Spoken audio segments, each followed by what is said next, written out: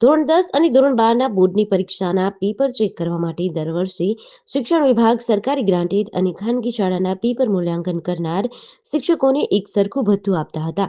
પરંતુ આ વર્ષે સરકારી શાળાના શિક્ષકોને ₹400 અને ખાનગી શાળાના શિક્ષકોને 240 ભથ્થું નક્કી કરતા કેટલા દિવસથી શિક્ષકોમાં વિરોધ થઈ રહ્યો છે. નિર્ભર શાળાના સંચાલક મહામંડળે પણ શિક્ષણ મંત્રીને ફરિયાદ કરતો પત્ર લખી બોર્ડના પેપરની ચકાસણી કરતા સરકારી ગ્રાન્ટેડના શિક્ષકો ₹40 તો ખાનગી શિક્ષકોને ₹240 શા માટે ચૂકવવામાં આવે છે તેવો સવાલ ઉઠાવ્યો હતો.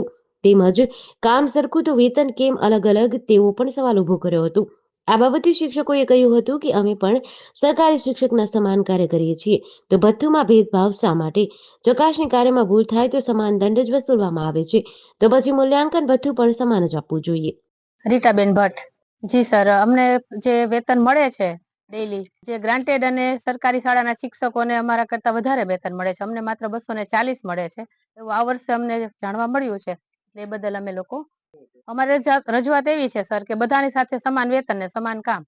વિદ્યાર્થીઓના હિતમાં અમે પેપર તો જોવાનું ચાલુ જ રાખીશું, પણ અમે સરકારશ્રીને વિનંતી કરીએ છીએ, બોર્ડના જે કઈ અધિકારીઓ છે બધાને વિનંતી કરીએ છીએ કે અમને બધાને સરખું વેતન મળે. તો સર કામ તો અમારું ચાલુ છે, બાકી તો સરકારશ્રીએ નિર્ણય કરવાનો છે, બોર્ડના સભ્યોએ નિર્ણય કરવાનો છે.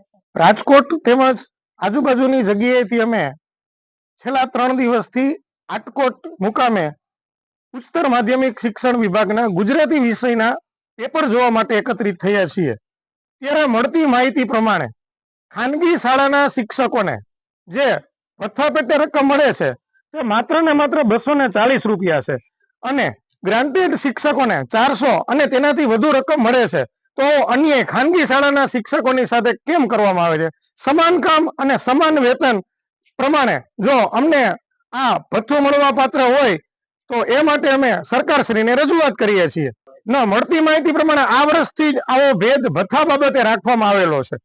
ના, વિદ્યાર્થીના હિતમાં ખાનગી શાળાના શિક્ષકો એવું નક્કી કરેલું છે કે જ્યારે વિદ્યાર્થીની બાબતે ત્યારે પેપર તો અમે તપાસીશું, પણ તપાસતાની સાથે જ અમે સરકારશ્રીને આવી રજૂઆત કરીએ છીએ કે અમને જે અન્યાય મળે છે એ અન્યાય ના થવો જોઈએ અને ત્વરિત પગલાં લેવાય અને યોગ્યતા પ્રમાણે અમને પણ જે ગ્રાન્ટેડ શિક્ષકોને ભથ્થું મળે છે એ પ્રમાણે ખાનગી શાળાના તમામ જગ્યાએ તમામ વિષયના તમામ શિક્ષકોને મળવું જોઈએ. આ અમારી રજૂઆત છે.